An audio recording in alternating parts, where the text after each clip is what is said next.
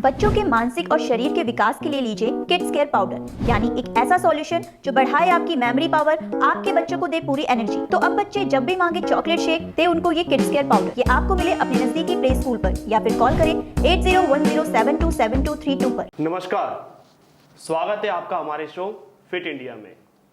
हमारी इस पेशकश को जो स्पॉन्सर कर रही है वो है एक्सिको आयुर्वेदा कंपनी, जिनके 54 प्रोडक्ट्स मार्केट में चल रहे हैं। आप उनका इस्तेमाल ज़रूर करें, वो आयुर्वेदिक प्रोडक्ट्स हैं, उनके कोई साइड इफ़ेक्ट्स नहीं है। आज हम बात कर रहे हैं उस शख्सियत से जिनको घर वालों के प्रेशर से योग इंडस्ट्री में धकेला गया, वो ऐसा कहते हैं। और उसके बाद योग की शक्ति को उन्होंने पहचाना, उन्होंने समझा योग में कितनी ताकत है, और फिर अपना पूरा प्रोफेशन, अपना पूरा करियर योग के साथ ही जोड़ दिया। हम बात करेंगे कौतुक किशोर चतुर्वेदी जी से, जो कि एक योगा टीचर है, योगा इंस्ट्रक्टर हैं। उन्होंने दिल्ली यूनिवर्सिटी से पढ़ाई भी करी, उसको क्विट करने के बाद फिर वो योग इंडस्ट्री में आए। हमारी मुहिम यही है कि हम आपको योग की महत्वता को बता सके, आयुर्वेद की ताकत को बता सके, हेल्थ कॉन्शियसनेस की पावर क्या है उसको समझा सके। आफ्टर कोरोना सभी को एक अच्छी इम्यूनिटी की ज़रूरत है, एक अच्छी सेहत की ज़रूरत है। वो हम योग से पा सकते हैं, वो हम आयुर्वेद से पा सकते हैं। सो कौतिक जी, स्वागत है आपका हमारे शो में। बहुत बहुत थैंक यू शर्मा जी, इतने प्यार से, प्रेम से इनवाइट करने के लिए मैं आपका खूब सारा शुक्रगुजार हूँ। बिल्कुल सर। और जो आपका प्रेजेंटेशन था वो एकदम मनमोहक टाइप का था। Thank you so much. Sir, सबसे पहले आपने जैसे हमें बताया कि आपके घर वालों के प्रेशर से घर वालों ने आपको योग की तरफ मूव कराया। क्या कहानी थी, थोड़ा हमारे दर्शकों को बताइए। चलिए, तो ये बहुत पुरानी बात नहीं, जब मैं रोशन था, जिंदा था, वो नूर था मेरे चेहरे पे कि हर तारा शर्मिंदा था। एनीवेज, 2015 में मैंने अपना क्लास 12th वगैरह से स्कूली पढ़ाई ख़त्म की। ख़त्म करने के बाद ऐसा हुआ कि कॉलेज में एडमिशन लिया जाए, तो मैंने दिल्ली विश्वविद्यालय में क्लस्टर इनोवेशन सेंटर है नॉर्थ कैंपस में, वहाँ एडमिशन लिया। तो अच्छा सेंटर है, पढ़ाई लिखाई अच्छी होती है। करीब 1 वर्ष मैंने वहाँ अपनी पढ़ाई कंटिन्यू की, और कुछ मेरी गलतियों के कारण, कुछ मेरे बुरे लाइफस्टाइल के कारण मेरा वज़न काफ़ी बढ़ गया। ओके। हार्ट से रिलेटेड कुछ प्रॉब्लम्स हो गई, श्वास वगैरह लेने में काफ़ी तकलीफ रहने लगी, पेट खराब रहने लगा। सो मैं आदमी कम, बीमारियों का बैग ज़्यादा हो गया था। तब हम क्या है, हम लोग उस समय यंग ब्लड, जिम जाना, भाई जिम जाएंगे, बॉडी वॉडी बनाएंगे, अच्छा रहेगा, सुंदर फिजिक लगेगी।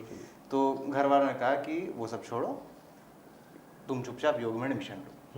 तो मेरी स्थिति इस कदर ख़राब हो गई थी कि मेरा कॉलेज जाना काफ़ी मुश्किल हो गया था। क्योंकि लंबा चौड़ा ट्रैवल करने में बुरी तरह थक जाता था, वहाँ प्रॉपर पढ़ाई नहीं कर पा रहा था, कंसंट्रेट नहीं कर पा रहा था, तो चीज़ें ठीक ठाक मैनेज नहीं चल रही थी।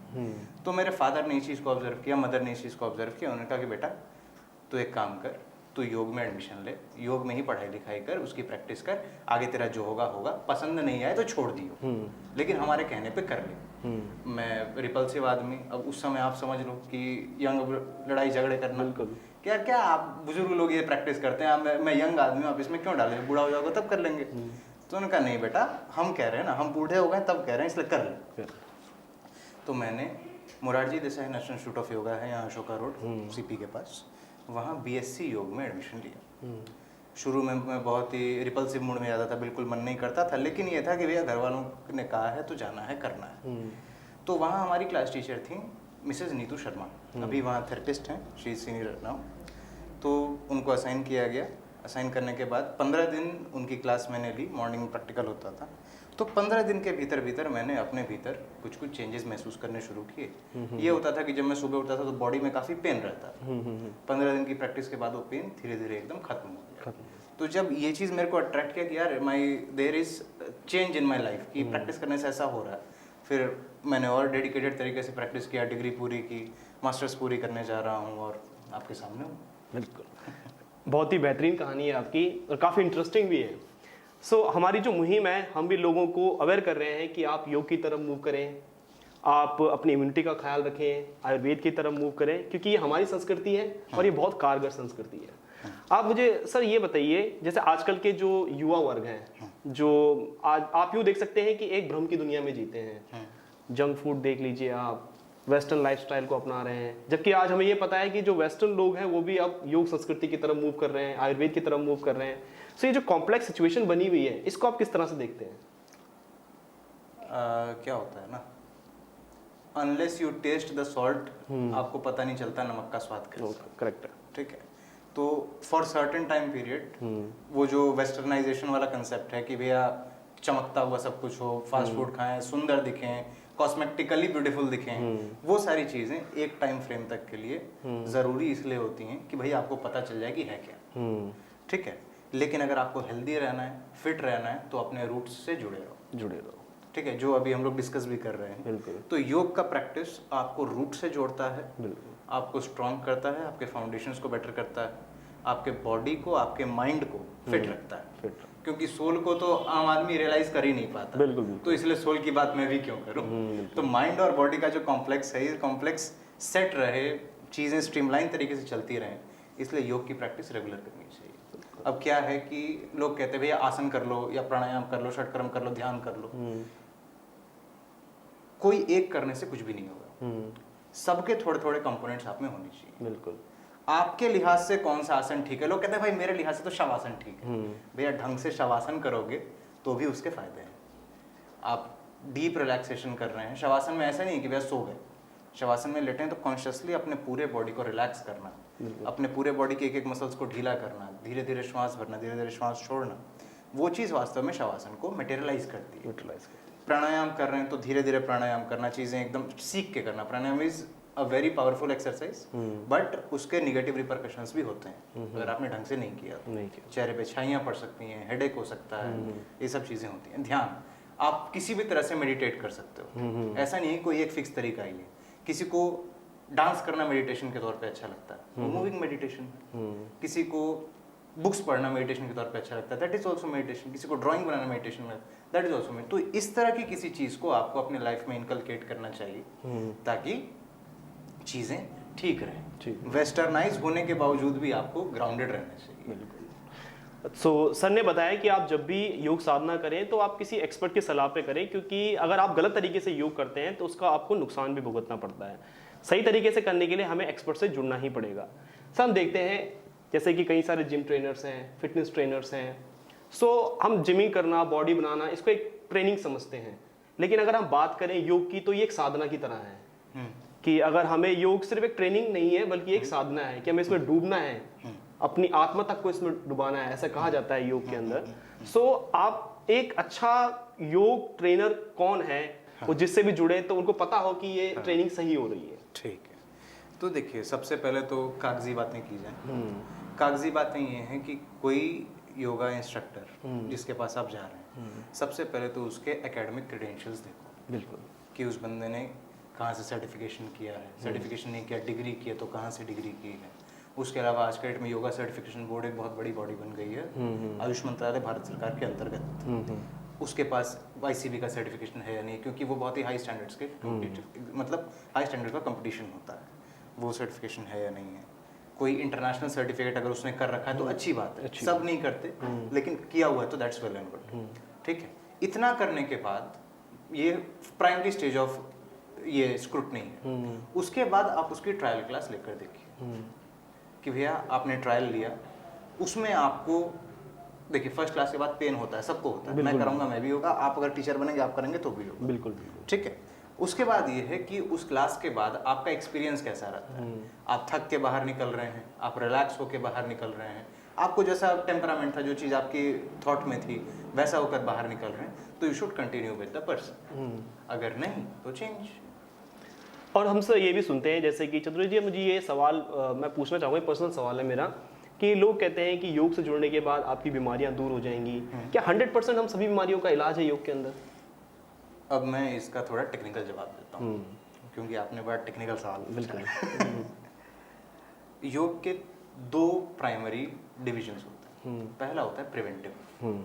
आप योग प्रैक्टिस कर रहे हो तो योग प्रैक्टिस करने से आपकी बीमारी दूर रहेगी। बिल्कुल बिल्कुल। अगर कोई बीमारी आपको 40 साल के एज में होनी है तो 70 साल 75 साल के एज में भी वो बीमारी नहीं होगी, अगर आप रेगुलर योग प्रैक्टिस कर रहे हैं। मैं ऐसे बहुतों लोगों को देखता हूँ, मिलता हूँ, जानता हूँ, वो लोग ऐसे इनकी 20 25 30 साल से they are practising and they are doing very good. ठीक है, दूसरा है क्यूरेटिव। तो आज की डेट में आप जो ये देख रहे हैं कि योग थेरेपी, तो योग थेरेपी एक अपकमिंग फील्ड है। अच्छा खासा रिसर्च इसमें हो चुका है और अच्छा खासा रिसर्च होने की संभावना भी है। तो ये देखा गया है कि मस्कुलोस्केलेटल डिसऑर्डर्स जितने भी हैं, बस क्रोनिक मस्कुलोस्केलेटल डिसऑर्डर्स ना हो, अब जैसे साइटिका का पेन है, लोअर बैक का पेन है, मसल्स में कहीं पेन होता है, सर्वाइकल का पेन है, मांसपेशी से रिलेटेड कोई भी प्रॉब्लम होती है, तो उसमें योग की प्रैक्टिस 99% तक कारगर होती है। मतलब आप 3 महीने 4 महीने प्रैक्टिस करो, आपको बेनिफिट दिखेगा ही दिखेगा। मैं नाम नहीं लूँगा, मेरे क्लास में एक लड़की थी, उसको स्पाइनल न्यूरल कंप्रेशन था। ठीक है, हो सकता है वो ये प्रोग्राम देखेगी तो बाद में मेरे को उंगली भी करेगी। ठीक है, तो स्पाइनल न्यूरल कंप्रेशन था, उसने बीएससी में एडमिशन लिया, तो उसको प्रैक्टिस करने में थोड़ी तकलीफ होती थी, लेकिन करीब करीब हम जब तक उसको ऑब्जर्व करते रहे, तो एक टाइम ऐसा है जब उसकी प्रॉब्लम, उसका जो पेन था, पेन की इंटेंसिटी थी, ये खत्म हो गई थी। She was practising very well, advance आसन भी कर रही थी, और she was living her life to the fullest. बिल्कुल, ठीक है, तो उसके लिए ये चीज़ काफ़ी बेनिफिशियल साबित हुई। तो इस बात की संभावना हो सकती है कि किसी को अगर ऐसा कोई क्रोनिक प्रॉब्लम भी है, तो भी रेगुलर प्रैक्टिस से धीरे धीरे वो सॉल्व हो जाएगा। बिल्कुल। मैं अपना एक और एग्जांपल बताऊं, MDNIY national institute of yoga में एक पेशेंट आते थे, उनका बैक स्ट्रोक कर गया था, यानी आगे झुक गए थे। तो शुरू में पहली बार जब हमारा एनकाउंटर हुआ, वहाँ देखा कि ऐसे पेशेंट आने, तो हम लोग डर गए। लेकिन करीब 1.5 साल बाद मैं उनको देख रहा था कि जो स्ट्रूक्ड बैक था वो धीरे धीरे उसका स्ट्रोक कम होना शुरू हो गया। पहले ऐसे करके चला करते थे, आंखें ऊपर देखते रहते थे, झुके रहते थे, लेकिन समय के साथ वो चीज़ सॉल्व हो गई, आज वो सीधा चलते हैं। बहुत बड़ी बात है।